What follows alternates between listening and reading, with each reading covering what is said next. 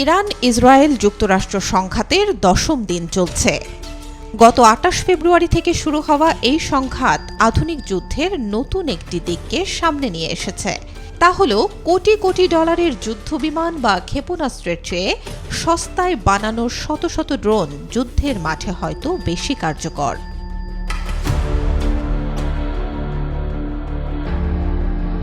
ইরানের তৈরি সস্তা ধরনের ড্রোন শাহেদ 136। একটি শাহেদ ড্রোন তৈরি করতে ইরানের খরচ হয় 10 থেকে 50 হাজার মার্কিন ডলার। ত্রিভুজ আকৃতির হওয়ায় এর আকার অপেক্ষাকৃত ছোট। প্রায় 10 লাখ ডলার মূল্যের একটি ক্ষেপণাস্ত্র নিক্ষেপ করার পরিবর্তে ইরান এখন একযোগে শত শত ড্রোন উৎক্ষেপণ করে, যা 2000 কিলোমিটার পর্যন্ত উড়ে গিয়ে আঘাত হানতে সক্ষম।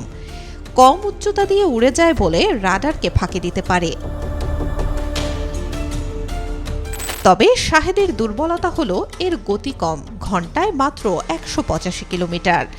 ইঞ্জিনে শব্দ হওয়ার কারণে সহজেই শনাক্ত করা যায়, প্রতিপক্ষের আকাশ প্রতিরক্ষা ব্যবস্থায় ধ্বংস হওয়ার হার অনেক বেশি। তবে মূল সুবিধা, একসাথে অনেকগুলো শাহেদ ড্রোন নিক্ষেপ করা যায়। 28 ফেব্রুয়ারি যুদ্ধ শুরুর পর থেকেই ইরান উপসাগরীয় দেশগুলোয় হামলা চালাতে শত শত ড্রোন উড়িয়েছে।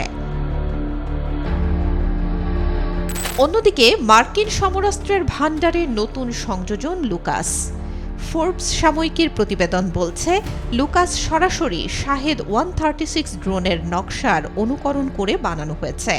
ইরানের মতো এখন যুক্তরাষ্ট্র এই ড্রোন বিপুল সংখ্যায় তৈরি করছে। একটি লুকাস তৈরি করতে যুক্তরাষ্ট্রের খরচ হয় প্রায় 35,000 ডলার। নেটওয়ার্কের মাধ্যমে পরস্পরের সঙ্গে সংযুক্ত ড্রোনগুলো ওড়ার সময় একে অন্যের সঙ্গে সমন্বয় করতে পারে। এটি এমন একটি অস্ত্র যেটি সস্তা এবং বিপুল সংখ্যায় তৈরি করা যায়। ইরানের শাহেদ নাকি যুক্তরাষ্ট্রের লুকাস, অত্যাধুনিক সমরাস্ত্র হিসেবে কোনটি সেরা আজকের দিনে সেটি বড় প্রশ্ন নয়, বরং উভয় পক্ষই এখন একই ধরনের অস্ত্র ব্যবহারের ধারণার দিকে এগোচ্ছে। দামি ক্ষেপণাস্ত্রের বদলে সস্তা এবং বিপুল সংখ্যায় উৎপাদন সম্ভব আত্মঘাতী ড্রোন এখন যুদ্ধে নতুন আতঙ্কের নাম হয়ে উঠেছে। Desk report, B News 24।